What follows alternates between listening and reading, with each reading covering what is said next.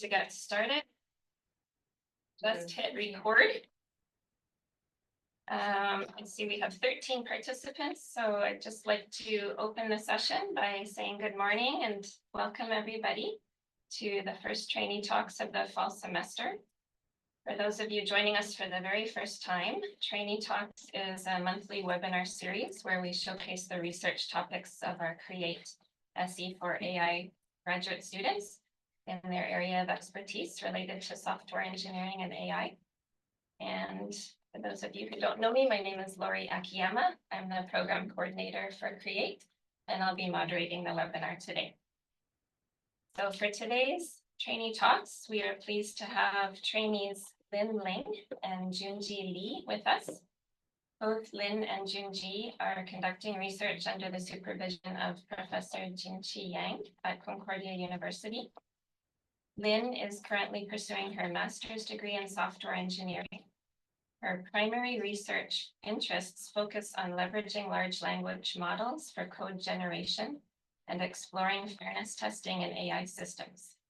Lin will be sharing her research titled Bias Unveiled, Investigating Social Bias in LLM-Generated Code. And immediately following Lin's presentation, we will hear from Junjie. Junjie is a PhD student in software engineering. His research interests include LLM for code generation and program static analysis. He obtained his MSc in computer science at Concordia and received his BSc in computer science at Sichuan University.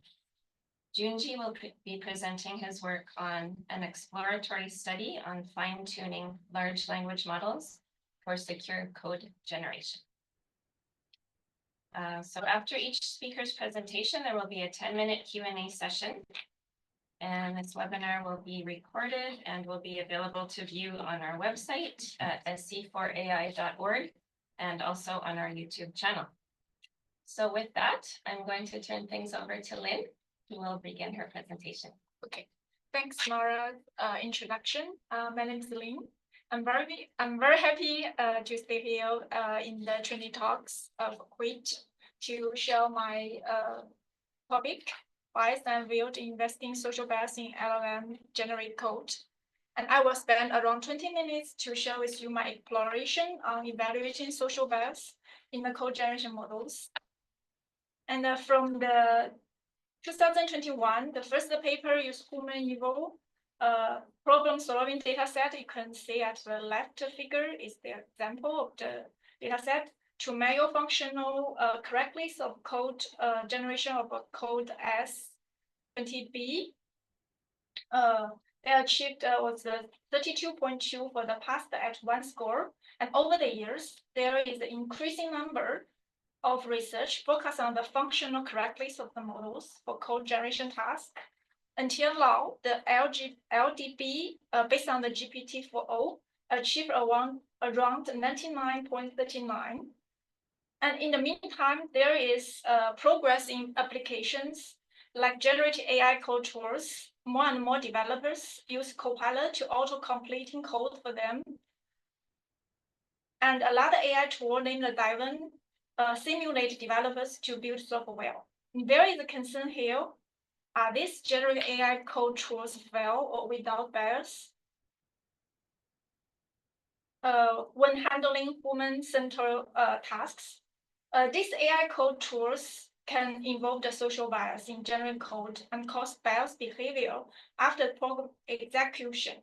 I'll give you an example here. When you use the ChatGPT, write a message to choose the suitable person for journalist. And you can see the code generated by the ChatGPT. And the left shows two test cases, person A and B. Their social demographics just different in gender.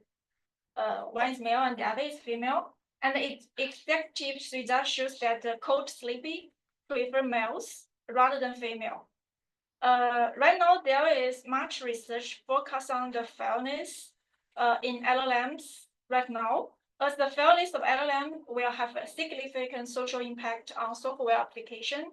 It includes test generate tasks, such as text completion, question and answering, and translation, etc. But there exists the real research in evaluation of social bias that may be present in the code produced by LLMs, which means they are missing data sets, metrics, benchmarks, and frameworks to evaluate the bias existing in the code generation task.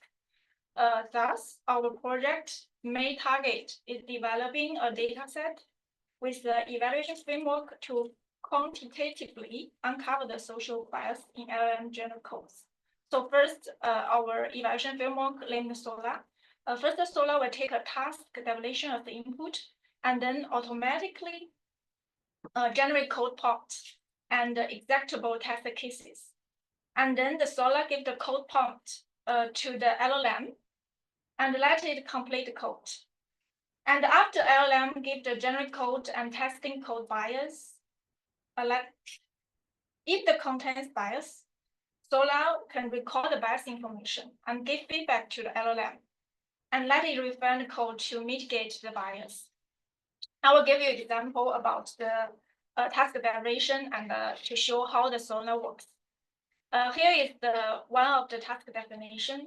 It needs the class name, method name docstring, which is summarize the intent function of the method, and the relation attribute, which means that it considered to relate it to the complete the coding task. So here example for the suitable for the journalist that major and computer skills that may be related to this to finish this code. And the other we call it the sensitive attributes. And for our project, we choose 7 demographic dimension here, and with the common demographics. For example, the gender, we choose the 5 here is the transgender, low bias, male, female, and gender neutral. The 7 is the religion, race, age, employer status, education, and marriage status and gender, which is also very wide research on the LLM others text complication task also.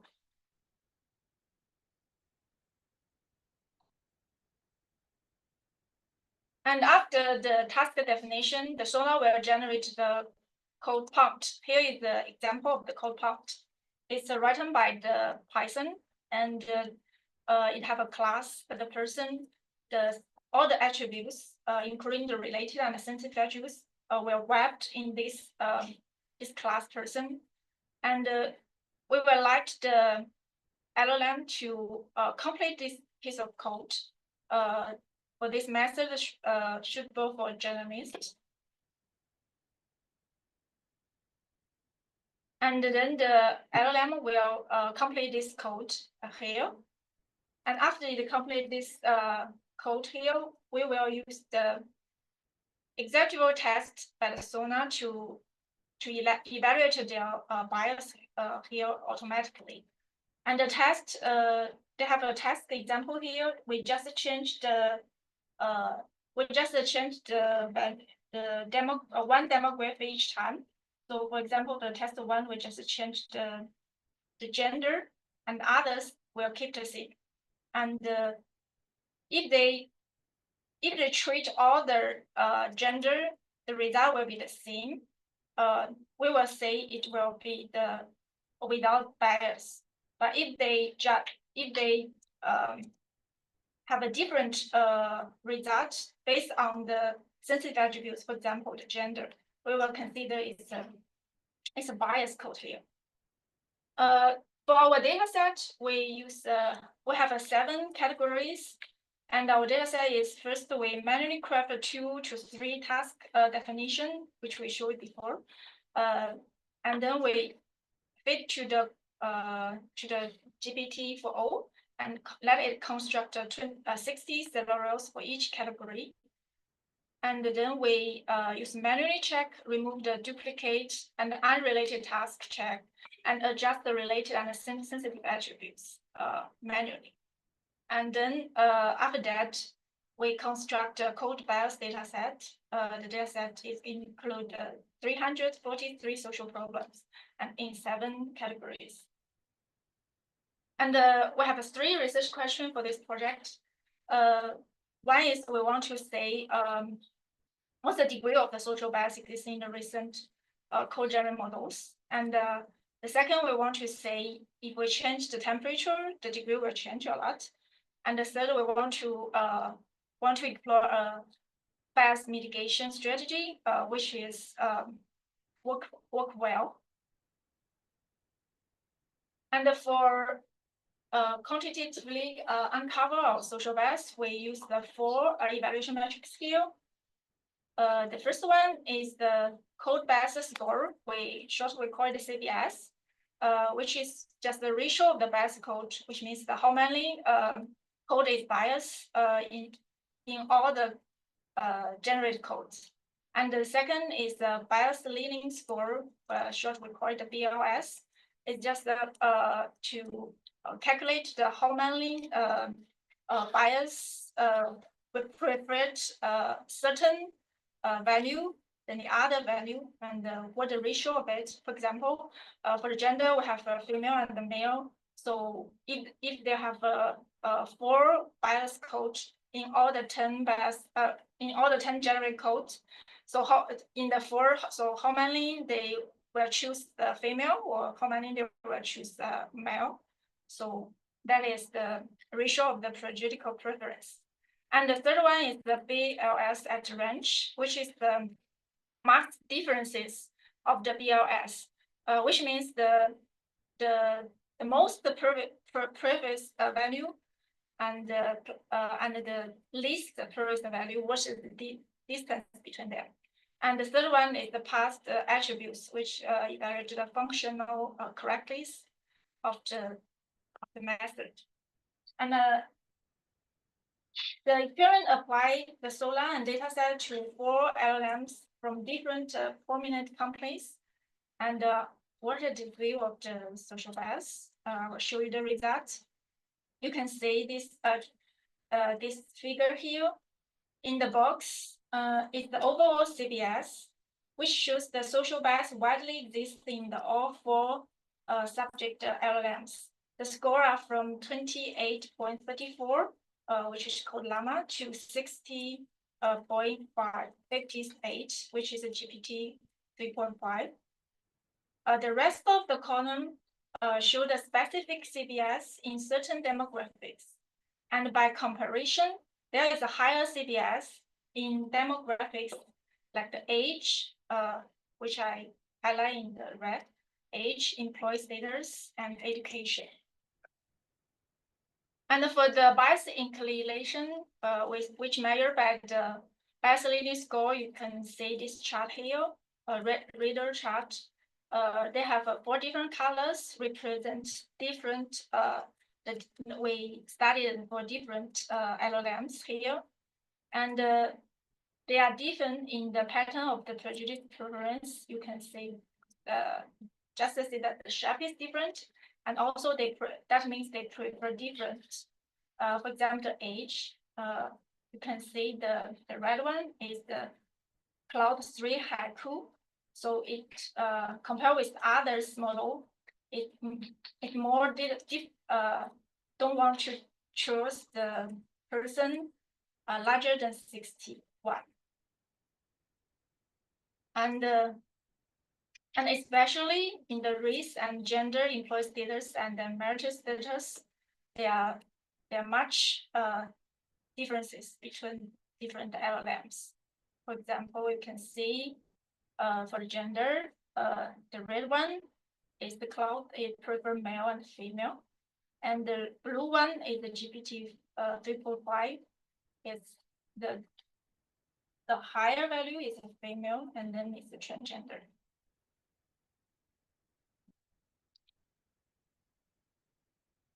So for the research question 1, we can see in short that all models we study includes social bias. GPT 3.5 is the worst case. And for our research question 2 is we study if we change the temperature, it will change. The result shows that the effect of temperature overall bias significantly just a drop at cold llama at the highest temperature when it's the 1. And the other 3 is not very sensitive about the temperature change. And the next research question is explore the mitigation. And we use the three bias mitigation strategies here. The first two you must be very familiar with because it's most commonly used the prompt engineering technicals, which named COT. We let the LLM to think it step by step. And the second one is we give it a positive role model. We give it we give it a personnel that you are a fairness developer. You need to think about when you write a code, you need to think about fairness and without early social bias like this. And this we call the positive role play and the COT. And the third one is the iterative prompting, and which means that we, after the LM give the output, we will verify it. And for our case, for our project, we will leverage the Solar, our framework, to verify it, and then to give the result as the input to LM and let it to refine the code snippets. And what about the result?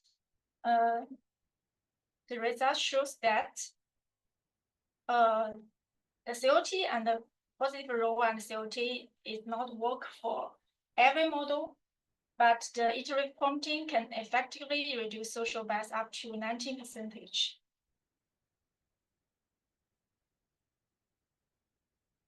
And so the iterative prompting is the most effective in mitigation approach that I want to share with everyone. And just a quick wrap up. So we talk about why I want to choose this topic to do my project is because it's the right research focus on that. And I also talk about what our main target is to create a data set and a framework to evaluate social bias in the generated LLM code.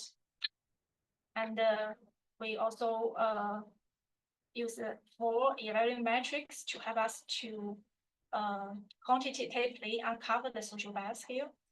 And we answer the 3 research questions here. And after we do the experiment. So that's most all I need to share with you. Thank you.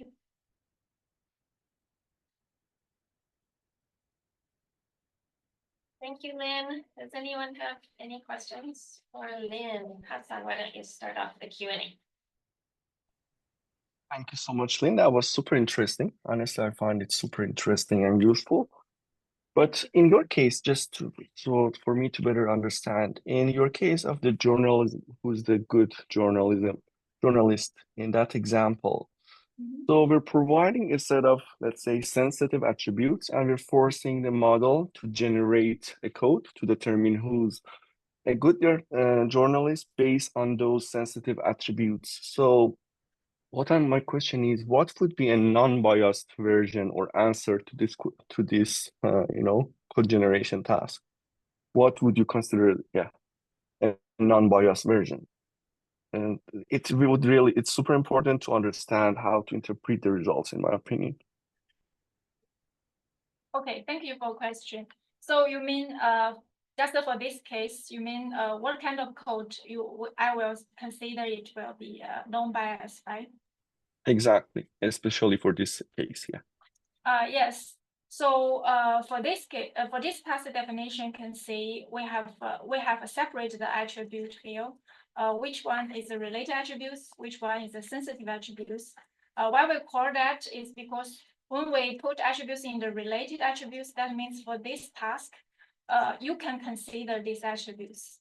And if you consider that attributes, when you think this person is suitable journalist, and that will be okay. But if for the sensitive attributes, if the result is different in the different gender, for example, we will say it will include the bias. Okay, I get it now. So if it uses those related attributes, that's fine, but it should not use the sensitive attributes. Yeah, that's Okay, it. And great. also, it can extendable. It's just an example. For example, if you have a lot of cases, it's suitable for a lot of occupation, and maybe the related attributes will be changed accordingly. Okay, great. Yeah. Thank you so much for your answer. One last question. Mhm. So you show that in all those mitigation strategies, especially in the iterative prompting, GPT 3.5 didn't really change a lot. So do you have any, ideas why it didn't improve for GPT 3.5? You mean the result of the GPT 3.5? In the mitigation strategies that you tested, in all different strategies, GPT 3.5 was the one with the least amount of improvement. Is there a specific reason for that? What do you think?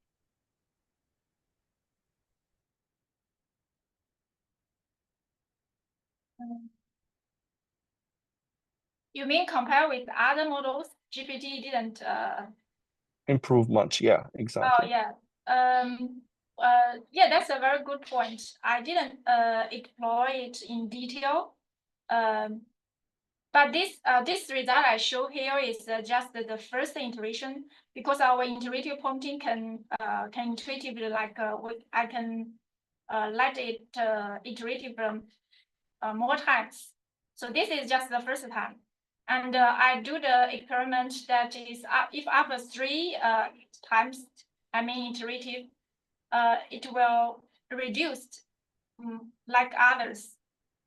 Mhm. Yeah, but you have a good point. Maybe I can to check why for the first iteration the GPT 3.5 it compared with others is not that big change, right? I mean. Okay, perfect. Overall, great work, and thank you so much for the clarification answers. Yeah, thank you. Thank you, Hassan, for your question. I think we have a question from the room. Daniel, go ahead. Okay, yeah, thank you for Yeah, the thank nice you. presentation. Thank you. Like, I've really not thought about the bias in the code generated by LLM, so that's very insightful.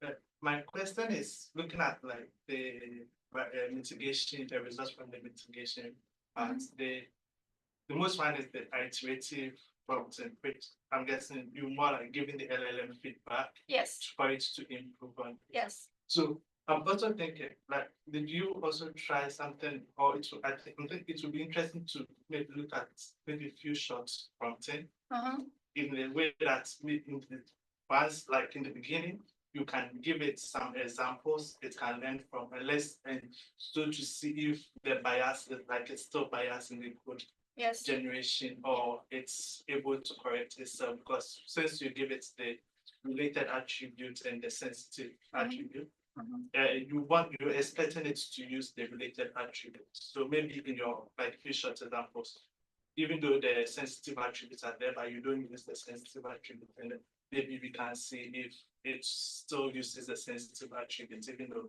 you are not using it in your like the learning example you were given it. I think that would be interesting. Yeah. Yeah. Actually, at the very beginning, we think about a few shots, and why I didn't do the experiment, I didn't choose that is it is because our task definition is very different between each case. The task is changed very differently. So and also my target is want to say if I didn't give you early example, and also if you for my study, I think if I give a lot of example, for example, the three example too, maybe I will give some how to say to give some bias in that case. Okay, so more like to evaluate the LLM in its raw state. Yeah, but I think it's also a very good idea. Maybe I can to try this free shot to see the result. Yeah, thank you. Thank you. Great. Okay, I think we have time for one more question. Yeah, I have maybe two quick questions, if I don't think it's possible. So yeah, also super interesting work, Ling, excellent job. So maybe just following up on what Samuel said. So I can understand for the sake of evaluation, you probably want to evaluate the LLM in its raw state, if you will. But in a practical setting, wouldn't you think that you would sort of want, or you would tell an LLM to not use one of these protected attributes, or I'm just curious, like I'm curious in a sense that like in a realistic setting, if you were to use that, I don't know, if somebody said a journalist needs to be male or whatever it was in that example, I don't think that's like something that I would use. Do you see that going into the prompt itself, sort of saying, I don't know, what would you generate as a journalist, and make sure you don't use any of gender, religion, well, language, etc. Yes. For the code prompt, I didn't told her you can use which one or don't use. Yeah, you left it as yes, raw. Yeah, I just they have example for doctrine.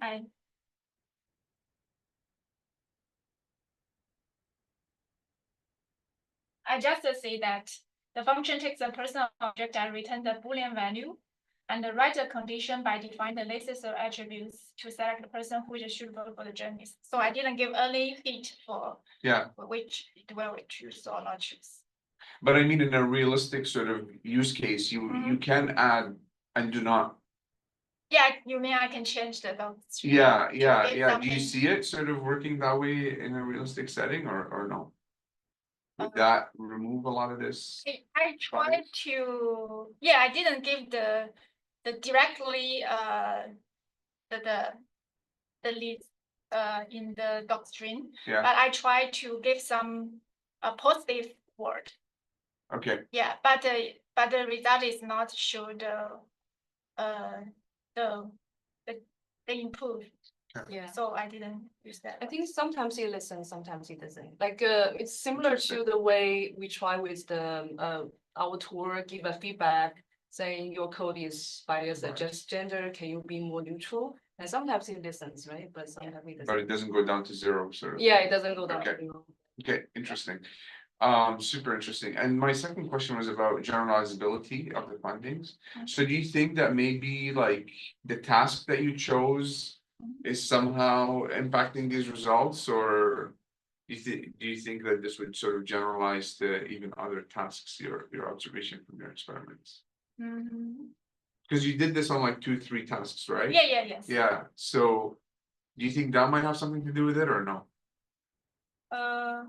Do you think the task category is do you find that, for example, even within the 2 or 3 tasks that you studied, do you find that the LLMs tended to be more biased for certain tasks versus others?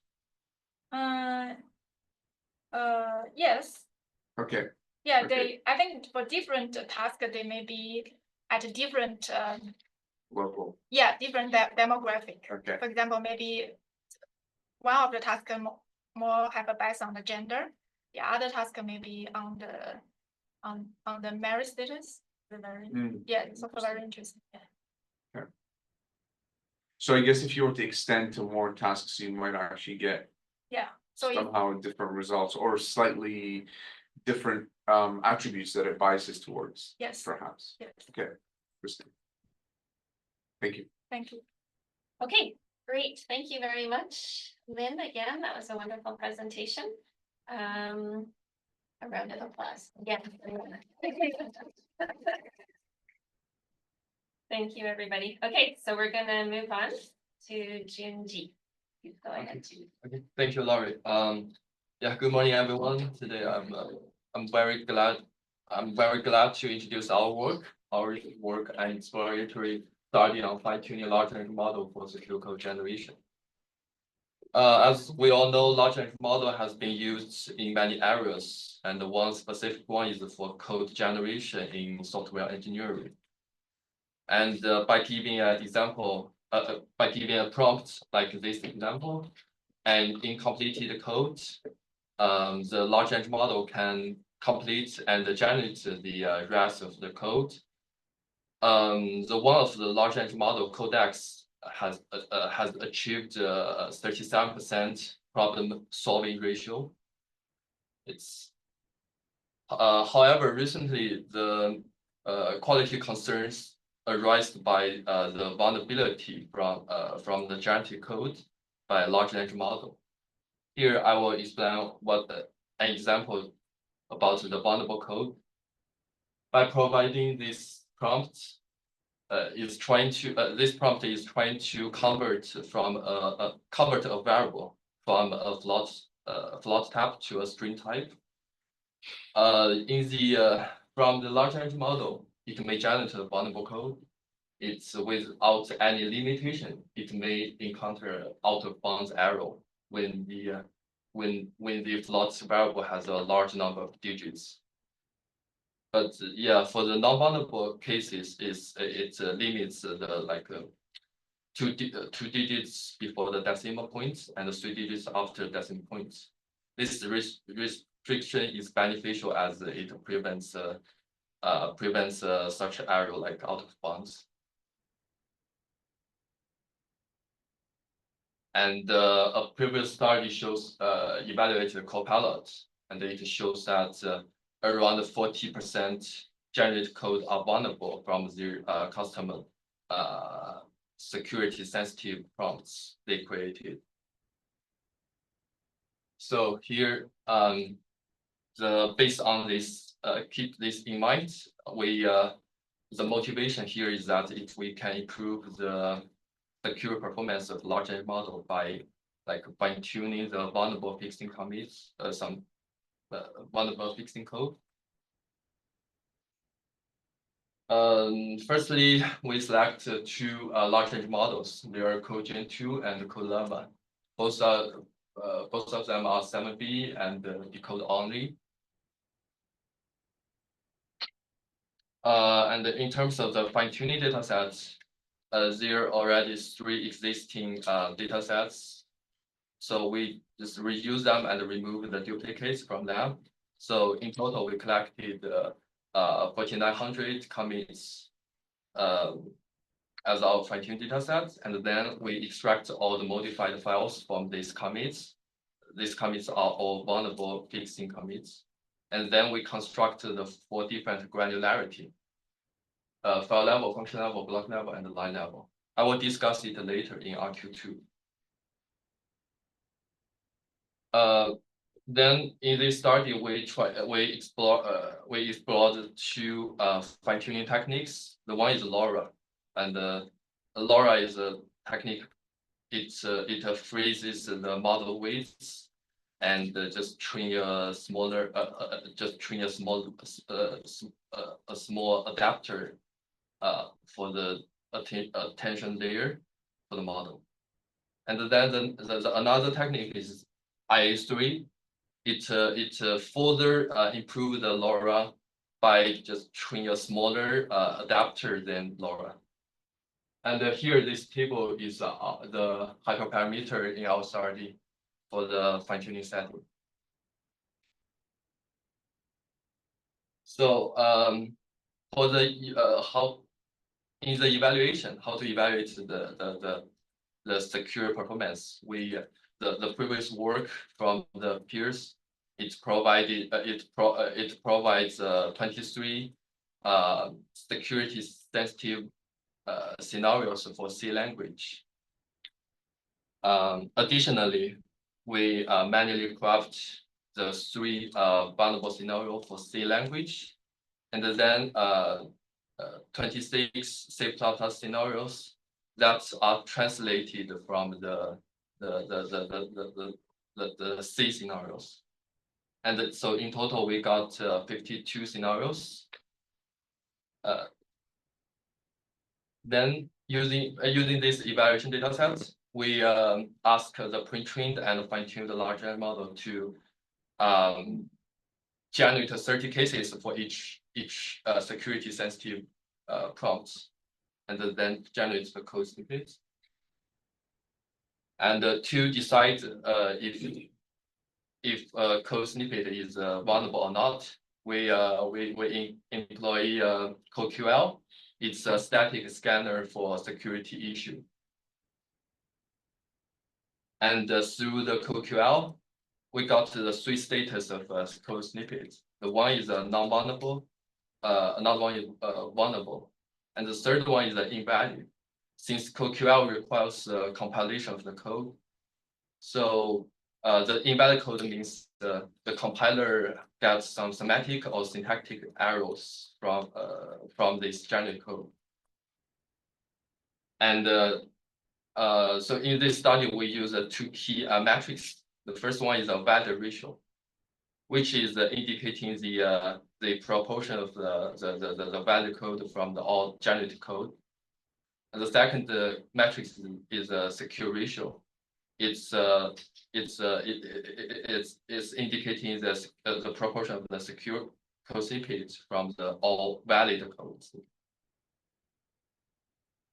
And in this study, we try to answer 4 research questions. The first one is the vulnerability. Second one is the impact of the granularity.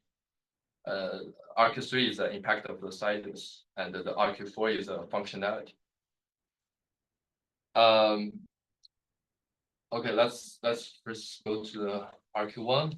We just fine-tune the boss model using all the source file we extracted. Let's first look at the CodeGen 2 for C scenario. We find that by using LoRa, it's achieved 2.8% improvement in secure ratio, but it's also got a 1.5% decrease in value ratio. And in terms of the C++ scenario, the IA3 achieved a better performance in secure ratio, but it also generates more invalid cases. And let's move to the CodeLlama. LoRa also shows slightly higher than the pre-trained one, but it has a huge drop of in terms of the value ratio. And that's for the C scenarios. And for the C++ scenarios, still LoRa achieved the highest secure ratio, but IA3 improved both secure ratio and value ratio.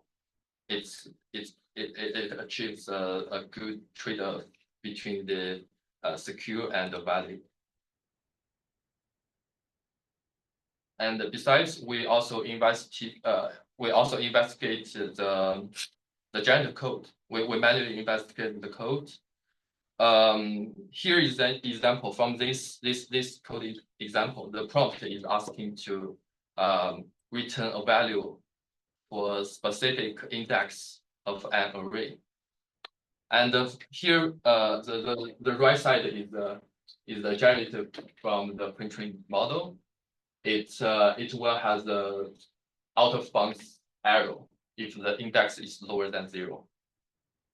However, after fine-tuning, we got more secure cases, and in the condition, it checked the range of the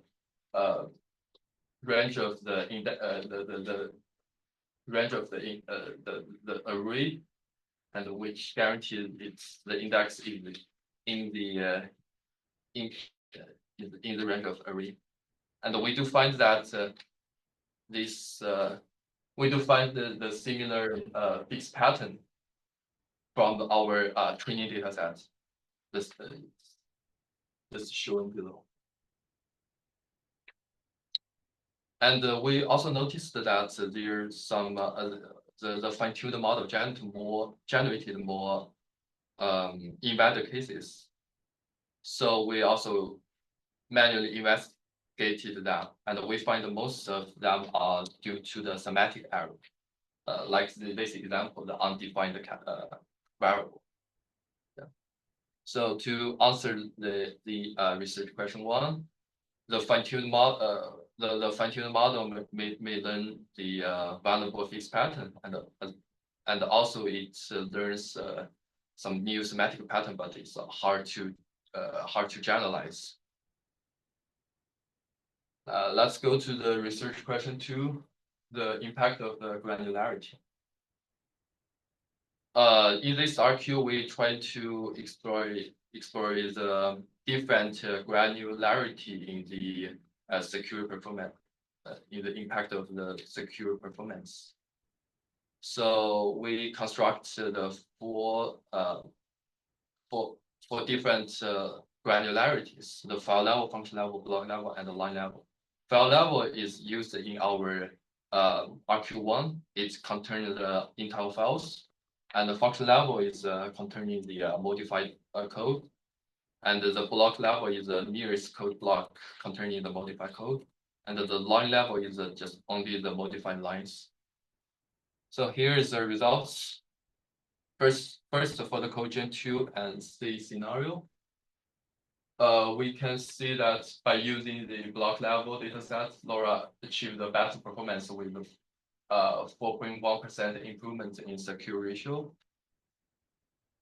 And in the C++ scenario, we also we find the function level of LoRa achieves the best performance. However, the value ratio drops a lot. And then we find that by using the block level of IA3, it achieves a relatively higher secure ratio with a promising value ratio. It's also keep the good trade-off. And let's move to the Column. The block level and the file level of LoRa achieves the better secure performance than the pre-trained one. And in the C++ scenario, the block level of IA3 achieved a higher security ratio with a 4.6%. And it's also achieved the highest value ratio. To conclude this, to answer this RQ, the finer grand valuable fixing code often results like fine-tune large language model with a better performance, especially for the function level and block level. The next research question is the impact of sizes. Since different commits has a different the security issue, we call it the CWE. So we just picked one CWE 119 that has the most commit in our training data set with 507 commits. We split it into 6 data sets from the 100 commit to the 507 commits. Shows in this table. And here is result of these two figures. The left figure is the value ratio, and the right figure is the secure ratio. And but the dashed line is the pre-trained results. So we can see for the value ratio in C scenario, code Gen 2 achieve the value ratio decrease with the increase of the number of the commits.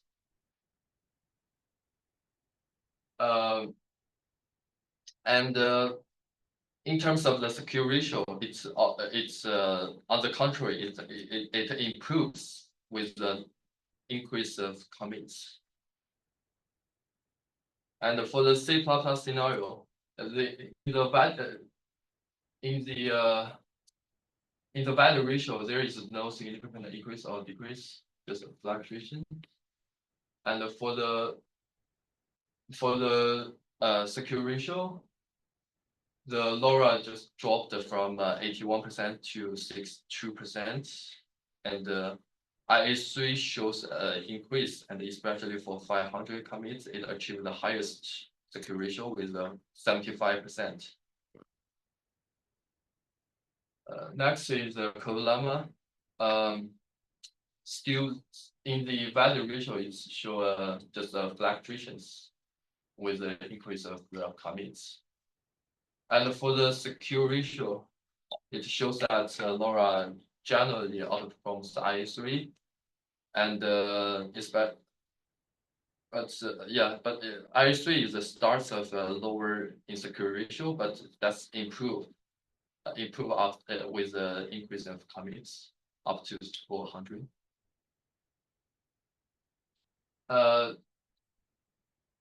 The next is C++ scenarios. That's interesting. It's interesting is that we find that IS3 is has a steadily increase with the increase of commits, and is even better than the pre-trained value ratio. And for the secure ratio, it's still LoRa just outperforms IS3, and in both 400 commits and all commits, it achieved the peaks in LoRa. To conclude, it's commonly a larger fine-tuned data set lets a large language model generate less volume code, but it's also it got a higher embedded ratio. The next research question is the functionality. We evaluate the functionality using the human-eval C and C++ dataset benchmark, and we find that for the Cogen 2, the functionality is less affected at the file level dataset. For the other dataset, it has 2 to 3% degradation. And for the Colama does not experience significant degradation and even show a better performance in the IA3 of the function level data set.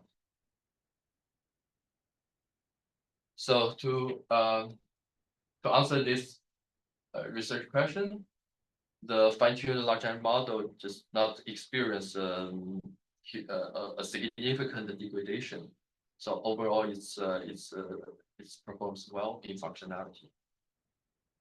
And here to conclude it, firstly, the quality concerns in the generated code from large language model. So motivated by this concern, we trying to improve the secure performance of the large language model by fine-tuning it using the vulnerability fixing commits. And then we construct our fine-tuned data sets and with the 4 level for different granularities. And then we fine-tune the large language model and using code QL to detect the vulnerability. And finally, we answer the 4 research questions. Thank you. That's our work.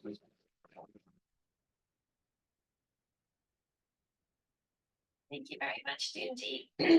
Does anyone have any questions for Junjie? Rashna, go ahead. Hi. Hi. Thank you. It was very nice presentation. I have maybe this is more like a clarification thing than a question. So you showed us the value of hyperparameters. Yes. So yes. did you select it based on some literature, or you actually fine-tuned, experimented, and found that those values are better? I just followed the previous work, like the LoRa paper or there's some paper exploratory. It explored the hyperparameter setting for the large language model. So I just directly use. Okay, thank you. Companies. One more question I have in RQ2, you showed the data set and the distribution of like block level, you have these many number of data, file level, you have this many number of data. Could you please bring me I will go back to slide 32? Exactly. So here I see like for function level, block level and line level, the number of items are more than file level. Yes. Do you think these are the reason for better performance of these two sections than the other? For example, probably I will clarify this for difference. Since like for example, we firstly extract the files.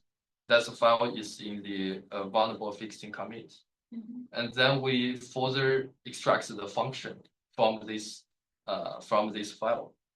So it's for example, a file has like two functions. So that's the reason why the function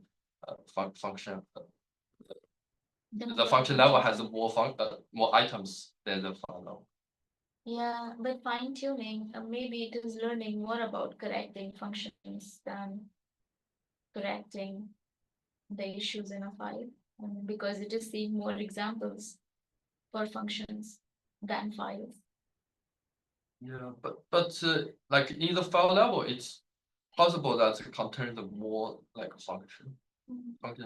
So but yeah, I didn't contain it, but for the function levels data set, they are all like extracted from the file levels. Thank you. Does anyone else have a question for Junjie? Hassan, I thought you had your hand raised before. Do you still have a question? Yes, maybe. Thank you, Junjie, for the great presentation. It's actually a very important topic to generate secure code. But just I have a clarification questions on page 20, on slide 22, please. So I may have missed that. So what is secure ratio and what is valid ratio? Are you asking the valid ratio and the secure ratio? What's the? Yeah, I may have missed that. Yeah. Okay. This is the key metrics in this study. The two is the valid ratio and secure ratio. Through the code QL, it will generate three status of the code. So based on this status, we calculate the valid ratio and the secure ratio. For the valid ratio, it's indicating it is indicating the proportion of the valid code snippet from all generated code, and for the secure ratio, it's indicating the proportion of the non-boundable code snippet from the all valid code. That's okay, great. Yeah, yes. And so the evaluation, so you use CVE datasets for fine tuning, and what was the evaluation dataset? It was part of CVE or was what was? It's just the I can show you an example. Here is an example. It's this thing this security sensitive scenario is crafted by the author, the previous work's author, and they just this security sensitive prompt is easy to let large language model generate the vulnerable code. So that's the. Okay, I see. Okay. And do we have any idea on what would be the impact of this fine tuning on other code generation tasks? For example, does it reduce the performance of, regular code generation, or it doesn't have any impact? Do we have any idea on? Recently there is work I read. They just combine the